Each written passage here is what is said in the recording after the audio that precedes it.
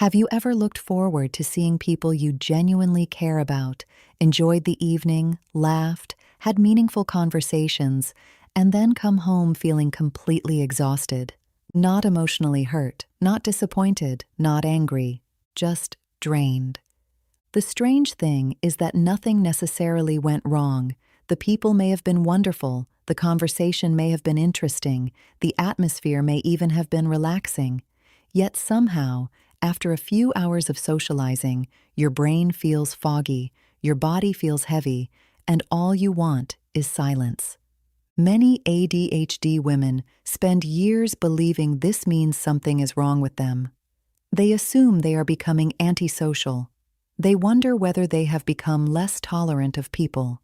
Some start questioning their friendships. Others wonder if they are becoming isolated or withdrawn. But very often, what they are experiencing has little to do with how much they like people and everything to do with how much work their brain is doing while they are around them.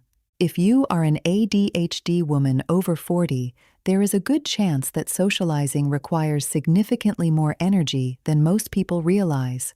Not because you are weak, not because you lack social skills, and certainly not because you do not enjoy human connection. In many cases, your brain is simply processing far more information, carrying more emotional responsibility, and managing more stimulation than the people around you can see.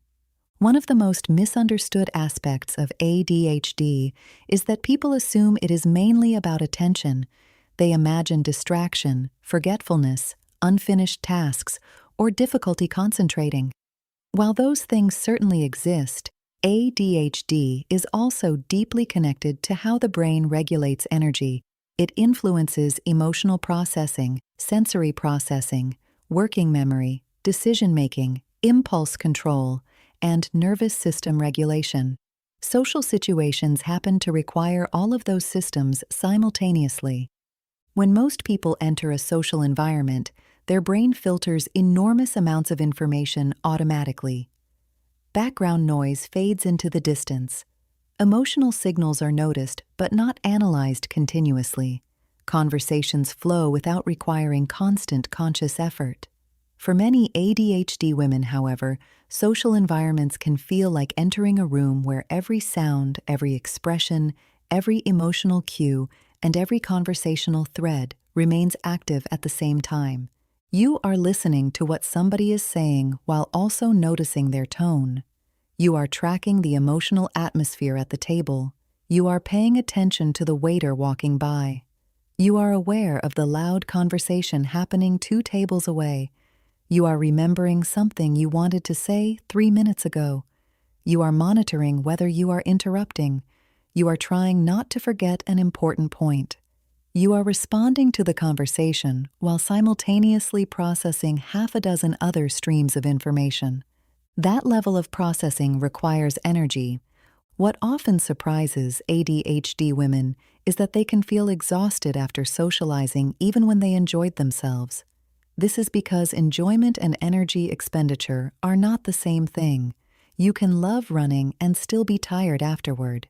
You can love traveling and still need recovery. Social connection can be meaningful and fulfilling, while also demanding significant neurological resources. For many women, one of the largest hidden drains is something called masking. The term has become more widely discussed in recent years, but many women have been doing it for decades without realizing it. Masking is the process of adapting yourself to fit social expectations. It is monitoring your behavior, adjusting your reactions, editing your words, controlling your impulses, and trying to appear more socially acceptable. Many women who receive an ADHD diagnosis later in life become experts at masking because they spent years learning how to compensate for challenges that nobody recognized. Over time, masking becomes automatic. You may not even notice that you are doing it, yet beneath the surface, there is often a constant stream of self-monitoring. Am I talking too much? Am I talking too little? Did I interrupt? Did I sound strange? Should I have said that? Am I making enough eye contact? Am I being attentive enough? Am I coming across as intelligent? Am I coming across as awkward? Imagine carrying a second conversation inside your own head during every social interaction. One conversation is happening with the people around you. The other conversation is happening between you and yourself. It is hardly surprising that socializing can become exhausting when part of your attention is permanently devoted to self-monitoring. Another factor that many ADHD women underestimate is emotional processing. Research and clinical experience increasingly suggest that many people with ADHD experience emotions more intensely than the average person. This does not necessarily mean being emotional in an obvious way. Often it means noticing more emotional information, absorbing more emotional information, and carrying more emotional information. Many ADHD women become highly attuned to the feelings of others. They notice tension before anyone says anything. They detect subtle shifts in mood. They sense when somebody feels uncomfortable, disappointed, overwhelmed, anxious, or disconnected. While this sensitivity often creates empathy and emotional intelligence, it also means that the nervous system is constantly gathering data.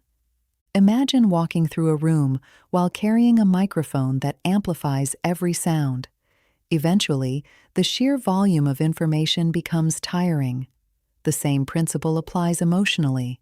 When your brain is processing the emotional state of everyone around you, social environments become much more demanding than they appear from the outside. This is one reason many ADHD women love people deeply and still crave solitude. The desire for solitude is often misunderstood. Friends may assume you are withdrawing. Family members may think you need to be more social. But what many women actually need is recovery.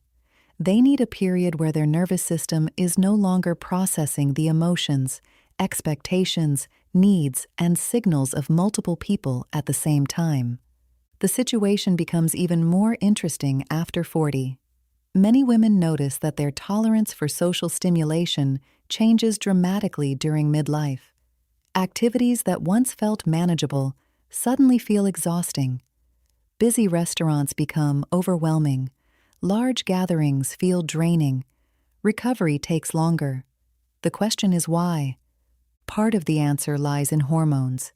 Estrogen has a significant relationship with dopamine, and dopamine plays a central role in ADHD.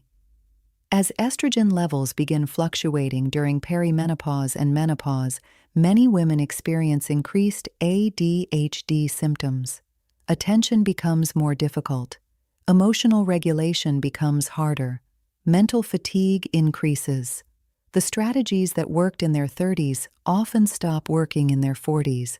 At the same time, life itself becomes more demanding. Many women in midlife are balancing careers, relationships, aging parents, financial responsibilities, health concerns, and family obligations. Even before entering a social situation, much of the daily energy budget has already been spent. When that reduced energy reserve meets an environment requiring high levels of attention, emotional processing, and sensory management, exhaustion becomes much more likely. There is also a deeper psychological shift that often occurs after 40. Many women reach a point where their nervous system simply refuses to tolerate unnecessary strain. The coping mechanisms that once allowed them to push through begin to fail. In some ways, this can feel frustrating, but it can also be liberating. The body starts telling the truth more clearly. The truth may be that certain environments are too stimulating. The truth may be that some relationships require too much performance. The truth may be that constant people-pleasing is no longer sustainable. The truth may be that your nervous system has limits, and those limits deserve respect. One of the most important lessons many ADHD women learn in midlife is that not all socializing costs the same amount of energy. Some interactions leave you feeling nourished. Others leave you feeling depleted. The difference is often less about the number of people involved and more about the quality of the experience. A quiet walk with a trusted friend may feel restorative. A crowded dinner with 10 acquaintances may feel exhausting. A meaningful conversation may energize you. Hours of small talk may leave you drained. A relationship where you feel accepted may require very little masking. A relationship where you constantly monitor yourself may consume enormous amounts of energy. This awareness can be transformative because it shifts the focus away from self-judgment and towards self-understanding. Instead of asking, "Why am I like this?" you begin asking, "What conditions help me thrive?" That question changes everything. Because the goal is not to force yourself into becoming more social. The goal is not to become less sensitive. The goal is not to override your nervous system. The goal is to understand how your brain works and create a life that supports it. For some women, that means choosing smaller gatherings. For others, it means scheduling recovery time after social events. It may mean leaving earlier without guilt. It may mean saying no more often. It may mean prioritizing depth over quantity when it comes to relationships. Most importantly, it means recognizing that needing solitude does not mean you dislike people. In many cases, solitude is precisely what allows you to enjoy people. It is the space where your nervous system recalibrates. It is where your attention recovers. It is where your emotional system processes everything it has absorbed. It is not isolation, it is maintenance. If socializing exhausts you more than it seems to exhaust others, there may be nothing wrong with you at all. Your brain may simply be working harder than anyone can see. And once you stop viewing that exhaustion as a flaw and start viewing it as information, you can begin building a social life that supports your energy instead of constantly draining it. If this resonates with you, let me know in the comments. After socializing, what drains you most?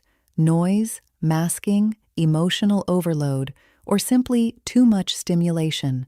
And if you enjoy these conversations about ADHD, nervous system health, and living well after 40, subscribe to Complex Brain Living. There is much more to explore together.